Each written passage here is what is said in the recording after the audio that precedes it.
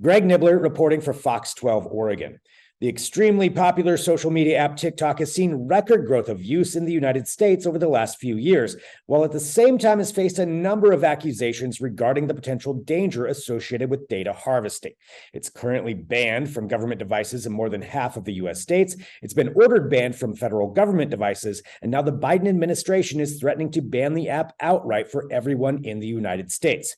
I sat down with Bobby Allen, a technology correspondent for National Public Radio, to discuss the origins of the concern and what is happening now. Bobby, taking a look at all of these initiatives right now to ban TikTok from a governmental level on all kinds of different stages, let's get a quick refresher maybe on why is it that everyone is so concerned right now about TikTok and data harvesting?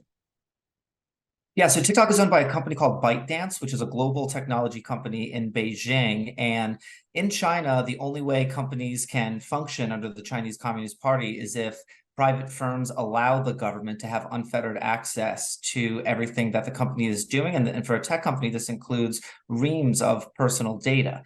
And because of ByteDance being the corporate parent of TikTok, there are national security concerns in Washington that potentially TikTok could be used as a tool for espionage and could be used to potentially launch sort of disinformation campaigns around a US election.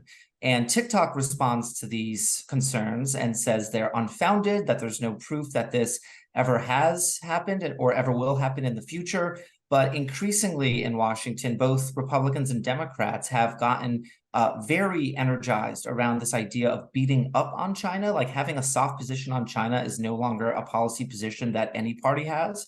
And because of that, the geopolitical struggle that the US is having with China, who's stuck in the middle of that but TikTok?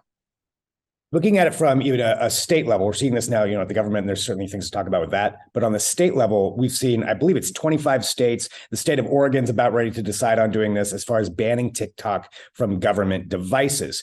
How successful have those bans been, and what's TikTok's response been to that?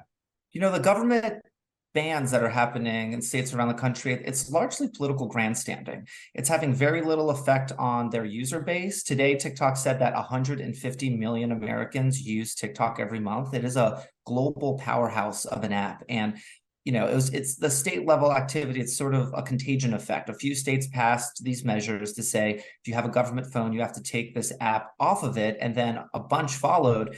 And it's not really having any effect on the business's bottom line. And most government officials I talked to said, yeah, if we have two phones and one of them was a work phone, we didn't have TikTok on it anyway. But they are sending a very loud and clear message to the company, which is not only are lawmakers on the federal level increasingly concerned with TikTok and its data security practices, but so are state level officials. And it's really creating the situation in which TikTok is in the midst of an existential crisis. The walls are closing in on this company, and they have probably no other choice but to divest completely or maybe be put out of business.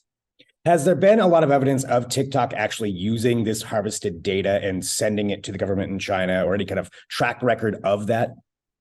So before we talk about that, we should just talk about the amount of data I think that TikTok collects. And it's your location, it's the photos on your phone. When you take a video, the biometrics of your face shape even, are sort of hoovered up and fed into this incredibly powerful algorithm that that is sort of the engine underneath the FYP, the For You page. It's an incredible amount of data. Now, in terms of what is the company doing with that data, that's sort of a big question mark, and that is really at the center of the debate happening around TikTok right now. TikTok has said recently that it is in the midst of a $1.5 billion plan to cordon off all of that data, so all of Americans' data, from both Beijing employees and from the Chinese Communist Party. That said, there is evidence that Beijing-based employees used improper data access to spy on US journalists. So they're speaking from one side of their mouth saying that this is never going to happen. It's sort of church and state. The Beijing employees are separate from the American-based employees, but there are some examples that seem to suggest that is not the case. And when you get a check from TikTok, it says ByteDance on it. The way the companies are intermingled is it's really, really, they're linked in very significant ways. We've seen, the Trump administration attempt to ban TikTok a couple of years ago or force it to divest itself. Those initiatives didn't really seem to be successful. TikTok is still here. What's different this time around with the Biden administration?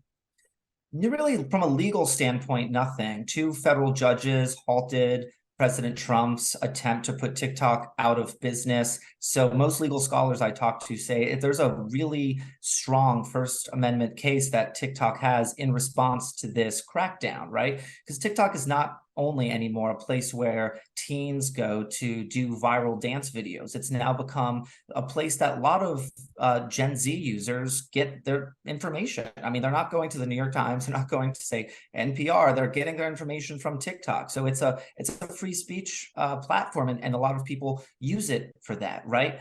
But what's really different this time around, I think, is there's an incredible amount of momentum to do something about TikTok, as we were saying on the state level, in the White House.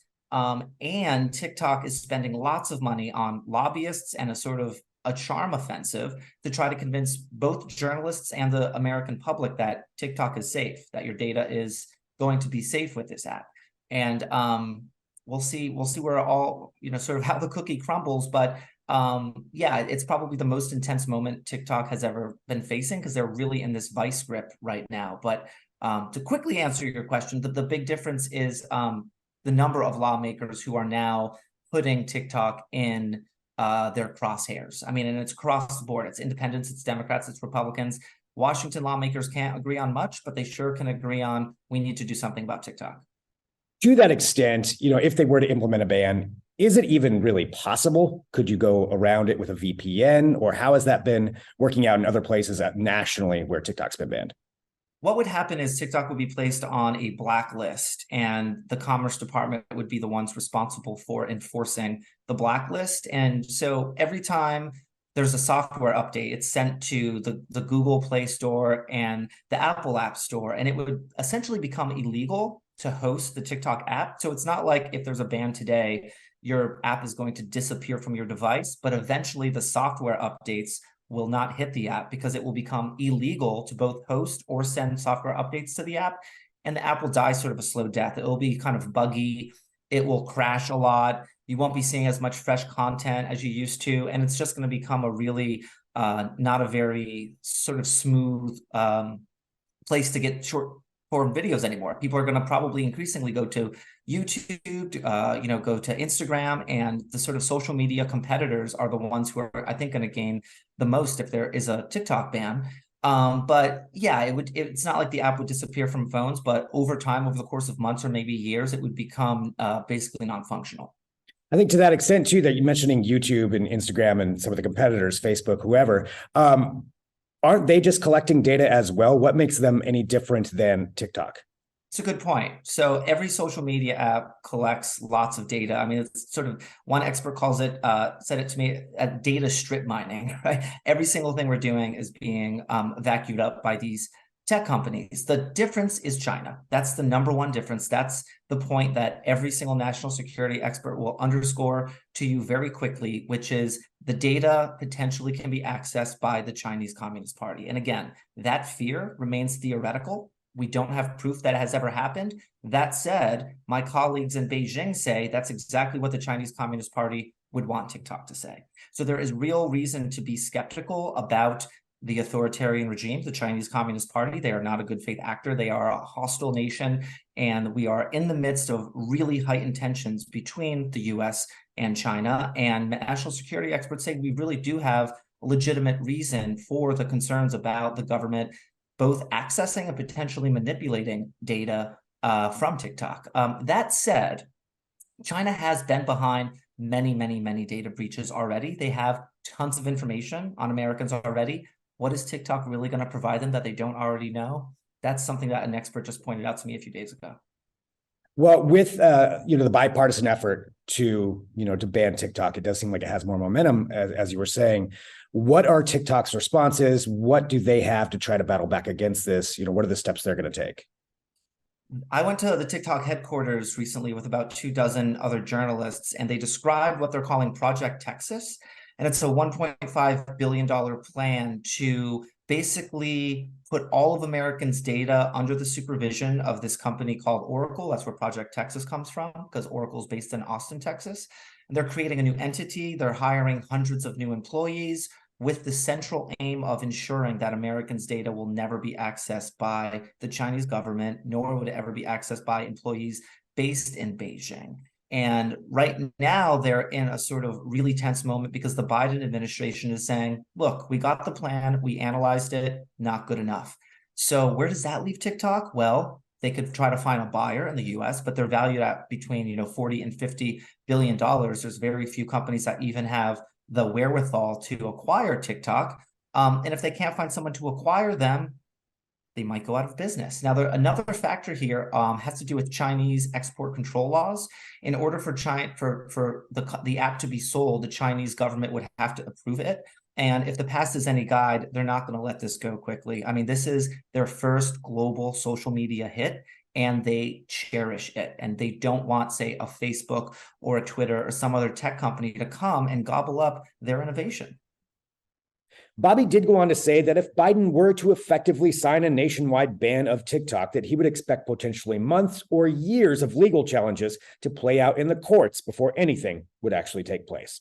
For Fox 12 Oregon, I'm Greg Nibbler.